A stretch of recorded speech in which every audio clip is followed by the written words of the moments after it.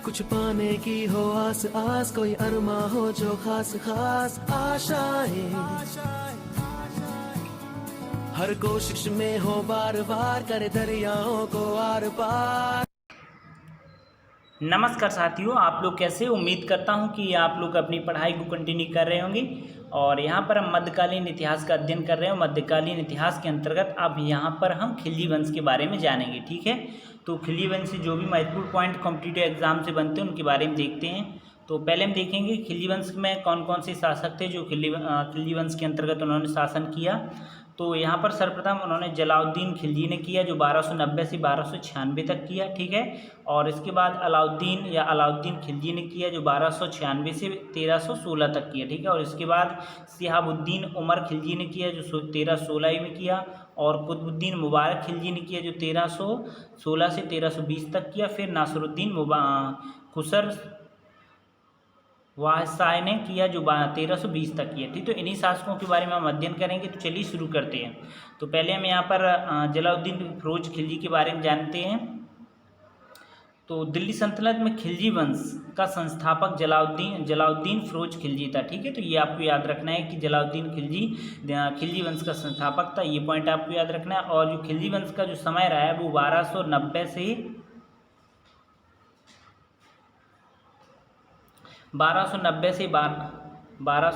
से 1320 तक रहा। ठीक है, तो ये आपको याद रखना है, 1320 तक रहा क्या खिलजी वंश का शासन। ठीक है, तो इन्हीं के बारे में अध्ययन करते हैं।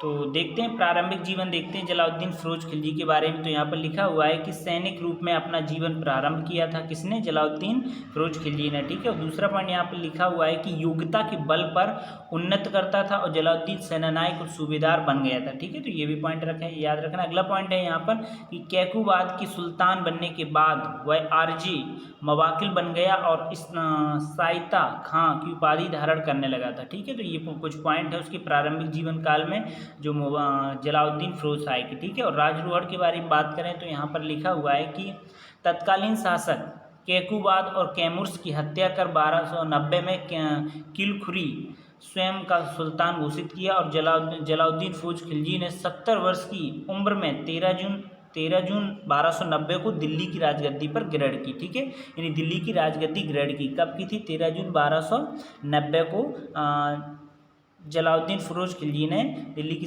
गद्दी पर शासन किया। ठीक है, तो इनकी राजधानी क्या बनाए थे जलालुद्दीन खिलजी ने, उसके बारे में देख लेते हैं। तो यहाँ पर जलालुद्दीन खिलजी का राजस्वेक कैकूबाद द्वारा बनाए गए किलोखरी के महल में हुआ और इसने अपनी राजधानी किलोखरी को बनाया। जहाँ इसका राजस्वेक हुआ वहीं उसने अपनी राजधानी बनाई। तो राजधानी का क्या नाम था? किलोखरी था। ठीक है, तो ये पॉइंट आपको याद रखना है। जो प्रमुख घटनाएं घटी उसके बारे में यहाँ पर देख लेते हैं। यहाँ पर पहली घटना घटी थी कि जलालुद्दीन खिलजी दिल्ली सल्तनत का पहला शासक था। ठीक है, तो ये आपको याद रखना है कि दिल्ली सल्तनत का पहला शासक आपसे पूछा जाए तो राइट आंसर क्या होगा? जलालुद्दीन खिलजी होगा, जिसने अपने विचारों को स्पष्ट रूप से सामने रखा और राज्य का आधार प्रजा का समर्थन होना चाहिए। खिलजी की नीति दूसरों को प्रसन्न रखती थी। ठीक है, यानी राजा का जो जलालुद्दीन खिलजी था किसी प्रकार क्रूर का काम नहीं करता था। दूसरा पॉइंट यहाँ पर लिखा हुआ है कि जलालुद्दीन खिलजी ने सीदी मौला जो ईरान से आया हुआ था, फकीर था,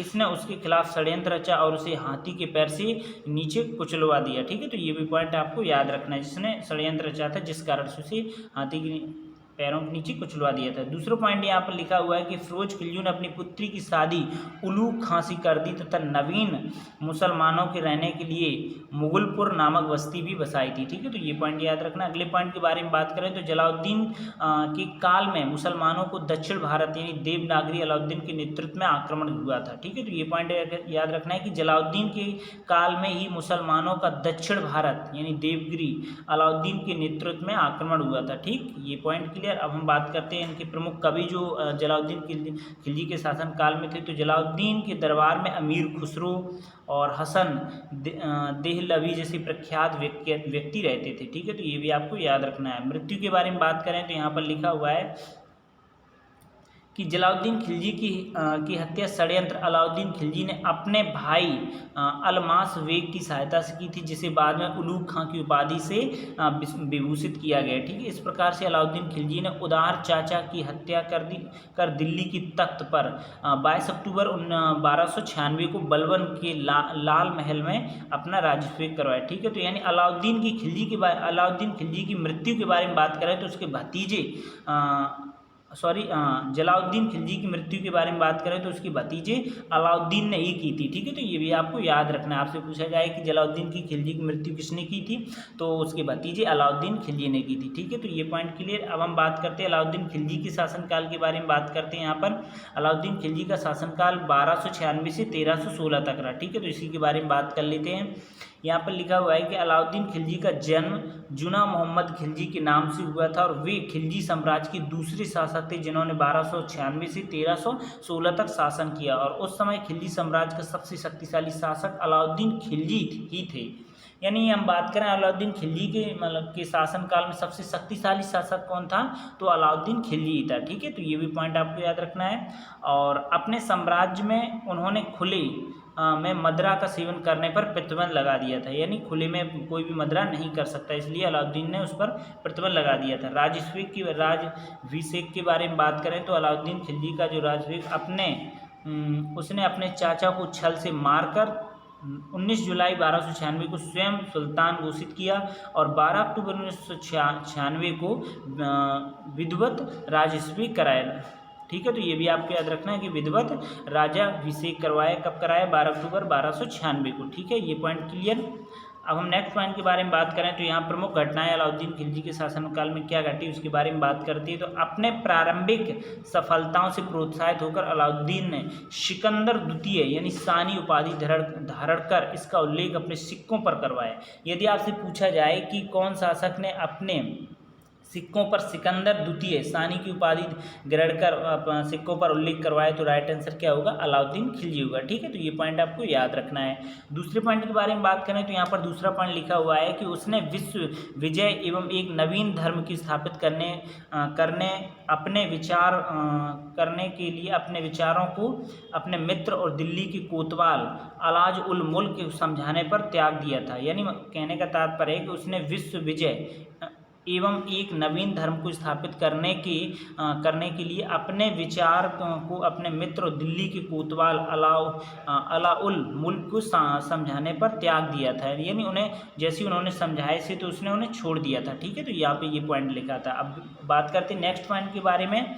तो यहाँ पर नेक्स्ट पॉइंट लिखा हुआ है कि वे पहले मुस्लिम शासक थे जिन्होंने दक्षिण भारत पर अपना साम्राज्य फैलाया और जीत हासिल की। यदि आपसे पूछा जाए, कई बार कॉम्पिटिटिव एग्जाम में पूछा भी गया है कि वह मुस्लिम शासक कौन था जिसने दक्षिण भारत पर भी अपना शासन स्थापित किया था, तो आपका राइट आंसर क्या होगा? अलाउद्दीन खिलजी होगा। ठीक है, तो ये पॉइंट आपको याद रखना है।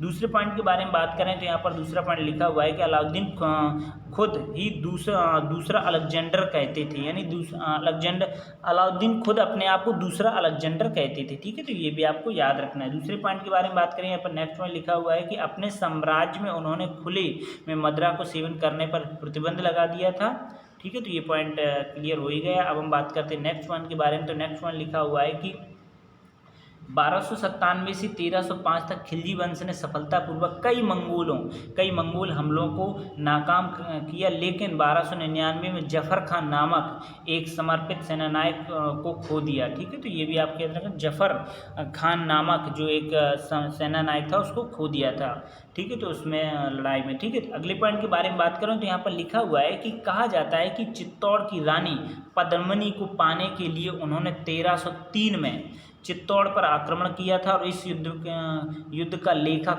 मलिक मोहम्मद जायसी ने अवधी भाषा में 1540 में अपनी कविता पद्मावत का उल्लेख पद्मावत में किया है। ठीक है, तो ये पॉइंट आपको याद रखना है। ये कई बार कॉम्पिटिटिव एग्जाम में पूछा भी गया और पूछा भी जाता है कि आपसे पूछा जाए कि चित्तौड़ की रानी पद्मिनी को पाने के लिए 1303 में चित्तौड़ पर आक्रमण किस शासक ने किया था, तो आपका राइट आंसर क्या होगा? अलाउद्दीन खिलजी होगा। ठीक है, यदि आपसे पूछा जाए कि इस चित्तौड़ पर आक्रमण करने का वर्णन किस में मिलता है? तो राइट आंसर क्या होगा? जो मलिक मोहम्मद जायसी ने अपनी अवधी भाषा में लिखी कविता पद्मावत में लिखा उल्लेख किया। ठीक है, ये कब है, कब लिखी थी, किस भाषा में लिखी हुई है? तो ये भी आपको याद रखना है, अवधी भाषा में 1540 में। ठीक है, ये पॉइंट क्लियर। अब हम नेक्स्ट पॉइंट के बारे में बात करें तो यहाँ पर नेक्स्ट पॉइंट लिखा हुआ है कि अलाउद्दीन ने 1305 में मालवा और 1308 में राजस्थान की सिवाना किले सहित उत्तर में कई साम्राज्यों पर कब्जा किया था। ठीक है, यदि आपसे पूछा जाए कि अलाउद्दीन ने 1305 में किस पर कब्जा किया था, तो मालवा पर किया था, और 1308 में राजस्थान की सिवाना किले सहित उत्तर में कई साम्राज्यों पर कब्जा किया था। ठीक है, ये पॉइंट क्लियर। नेक्स्ट पॉइंट के बारे में बात करें तो यहाँ पर नेक्स्ट पॉइंट लिखा हुआ है कि प्रायद्वीपीय भारत गवाह रहा है कि मुदेर के विनाश का 1310 में द्वारा समुद्र के होयसला साम्राज्य और 1311 में पंड्या साम्राज्य पर आक्रमण और साथ ही 1313 में दिल्ली की देवनागरी पर अनुबंध का। ठीक है, तो ये आक्रमण भी उसी के समय हुए थे, ये भी पॉइंट आपको याद रखना है। नेक्स्ट पॉइंट के बारे में बात करें तो यहाँ पर नेक्स्ट पॉइंट लिखा हुआ है कि अलाउद्दीन खिलजी के राज्य में कुछ विद्रोह हुए जिनमें 1299 में गुजरात के सफल अभियान से प्राप्त धन के बंटवारे को लेकर नवीन मुसलमानों द्वारा किए गए विद्रोह का दमन नुसरत खान ने किया था। ठीक है, तो ये भी आपको याद रखना है। अब हम बात करते हैं कि निर्माण कार्य क्या किए थे अलाउद्दीन खिलजी, उसके बारे में बात कर लेते हैं। तो यहाँ पर लिखा हुआ है कि स्थापत्य कला के क्षेत्र में अलाउद्दीन खिलजी ने वृत्ताकार अलाई दरवाजा एवं कुश्क ए शिकार का निर्माण करवाया था। उसके द्वारा बनाया गया अलाई दरवाज़ा प्रारंभिक तुर्की कला एक श्रेष्ठ नमूना माना जाता है। यदि आपसे पूछा जाए कि अलाई दरवाज़ा किसने बनवाया, तो राइट आंसर क्या होगा? अलाउद्दीन खिलजी। यदि पूछा जाए कि ये किस वंश से संबंधित था, तो राइट आंसर आपका क्या होगा? खिलजी वंश से संबंधित था। ठीक है, तो ये पॉइंट क्लियर। अब हम बात करते हैं नेक्स्ट पॉइंट के बारे में कि अलाउद्दीन खिलजी की मृत्यु कैसी हुई, तो उसके बारे में देख लेते हैं। यहाँ पर लिखा हुआ है कि अलाउद्दीन खिलजी के जीवन के अंतिम दिन में काफ़ी दर्द भरे थे, यानी जो उनके जीवन थे अंतिम दर्द भरे थे। उनकी अक्षमता के फायदा लेते हुए कमांडर मलिक काफूर ने पूरा साम्राज्य हथिया लिया और उस समय वे निराश और कमज़ोर हो गए थे और 1316 में ही उनकी मृत्यु हो गई। ठीक है, तो ये भी आपको याद रखना है। कब उनकी मृत्यु हुई थी अलाउद्दीन खिलजी की? 1306 में हुई थी, 1316 में हुई थी। ठीक है, ये पॉइंट आपको याद रखना है। अब हम बात करते हैं नेक्स्ट पॉइंट के बारे में कि शिहाबुद्दीन उमर खिलजी अलाउद्दीन खिलजी का पुत्र था, यानी जो शिहाबुद्दीन उमर खिलजी था वो अलाउद्दीन खिलजी का पुत्र था। मलिक काफूर के कहने पर अलाउद्दीन ने अपने पुत्र खिज्र खां को उत्तराधिकारी बनाकर अपने 5 से 6 वर्षीय पुत्र शिहाबुद्दीन उमर को उत्तराधिकारी नियुक्त कर दिया और अलाउद्दीन की मृत्यु के बाद काफूर ने शिहाबुद्दीन को सुल्तान बनाकर सारा अधिकार अपने हाथों में सुरक्षित कर लिया और लगभग 35 दिन की सत्ता के उपभोग के बाद काफूर की हत्या अलाउद्दीन के तीसरे पुत्र मुबारक खिलजी ने करवा दी। ठीक है, तो ये भी आपको याद रखना है और करवा दी। काफूर की हत्या के बाद वह स्वयं सुल्तान संरक्षक बन गया और कालांतर में उसने शिहाबुद्दीन को अंधा करवाकर कैद में करवा दिया। यानी सत्ता की लालच में भाई को भी हत्या, पिताजी की भी हत्या, चाचा की हत्या भी कर दिया करते थे पुराने समय में। ठीक है, तो ये यहाँ पर सत्ता की लालच में आकर अपने आप को कहीं ना कहीं किसी भी परिस्थिति में झोंक देते थे। ठीक है, तो ये पॉइंट आपको याद रखना। अब हम बात करते हैं नेक्स्ट पॉइंट के बारे में। तो यहाँ पर लिखा हुआ है कि कुतुबुद्दीन मुबारक खिलजी के बारे में देख लेते हैं। तो 1216 से 1220 तक 1316 से 1320 तक रहा। ठीक है, तो 4 साल शासनकाल रहा, उसके बारे में देख लेते हैं। तो यहाँ पर लिखा हुआ है कि कुतुबुद्दीन मुबारक खिलजी यानी 1316 से 1320 में खिलजी वंश के सुल्तान अलाउद्दीन खिलजी की तृतीय पुत्र था। ठीक है, और अलाउद्दीन की प्रभावशाली व्यक्तियों में से एक मालिक काफूर इसका संरक्षक था और कुछ समय बाद मालिक काफूर स्वयं सुल्तान बनने का सपना देखने लगा और उसने षड्यंत्र कर रच मुबारक खिलजी की हत्या करने की योजना बनाई, किंतु मालिक काफूर के षड्यंत्रों से बच निकलने के बाद मुबारक खिलजी ने 4 वर्ष तक सफलतापूर्वक राज किया। इसके बाद शासनकाल में राज्य प्रायः शांति व्याप्त रही। ठीक है, तो इनके कार्य देख लेते हैं कि कार्य क्या थे उस समय। तो पहला कहा था कि उसने राजनीतिक बंदियों को रिहा कर दिया था। दूसरा पॉइंट है कि सैनिकों को 6 माह का अग्रिम वेतन देना प्रारंभ किया था। तीसरा पॉइंट है यहाँ पर कि विद्वानों तथा महत्वपूर्ण व्यक्तियों को छीनी गई सभी जागीरों को उन्हें वापस कर दिया। अलाउद्दीन खिलजी की कठोर दंड व्यवस्था एवं बाजार नियंत्रण प्रणाली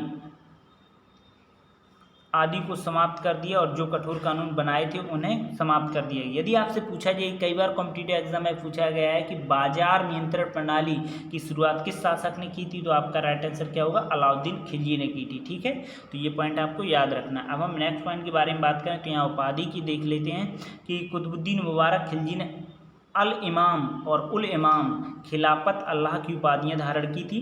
यहाँ पर दूसरा पॉइंट लिखा हुआ है कि उसने खिलाफत के प्रति भक्ति को हटाकर अपने इस्लाम धर्म का सर्वोच्च प्रधान और स्वर्ण और पृथ्वी के अधिपत्य का खलीफा घोषित किया। ठीक है, तो अपने आप में ही घोषित कर लेते थे कि सर्वोच्च प्रधान है। ठीक है, तो ये पॉइंट आपको याद रखना। मृत्यु की देख लेते, मृत्यु कब हुई थी, मृत्यु के बारे में देख लेते हैं। तो यहाँ पर लिखा हुआ है कि देवगिरी गुजरात के विजयपुर मुबारक में खिलजी की दिमाग फिर गया और वह भोग विलास में लिप्त रहने लगा और वह नग्न स्त्रियों पुरुषों की संगत को पसंद करता था। उसके प्रधानमंत्री खुसरो खां में उसकी हत्या कर दी। ठीक है, तो ये भी आपको याद रखना है कि किसने हत्या की थी, प्रधानमंत्री खुसरो खां ने की थी। कब की थी, 1320 में की थी। अब हम देख लेते हैं यहाँ पर नासिरुद्दीन खुसर व शाह के बारे में देख लेते हैं। तो यहाँ पर पॉइंट लिखा हुआ है कि नासिरुद्दीन खुसर शाह हिंदू से मुसलमान बन गया। ठीक है, हिंदू से क्या बन गया, मुसलमान बना हुआ था। और 15 अप्रैल से 27 अप्रैल तक दिल्ली की सल्तनत में खिलजी वंश का अंतिम शासक था और इसकी हत्या कर दिल्ली सल्तनत में खिलजी वंश का अंत हो गया। ठीक है, और इस वंश के बाद दिल्ली सल्तनत में तुगलक वंश का उदय हुआ। ठीक है, तो यहाँ पर हमने बात की थी खिलजी वंश से जो भी महत्वपूर्ण पॉइंट बने और जो शासक थे उनके बारे में हमने डिस्कशन किया। और इसके बाद हम तुगलक वंश के बारे में जानेंगे, यानी पहले गुलाम वंश के बारे में जाना, खिलजी वंश के बारे में जाना, अब तुगलक वंश के बारे में जानेंगे। ठीक है, तो नए टॉपिक के साथ नई वीडियो मिलेंगे, तब तक के लिए नमस्कार।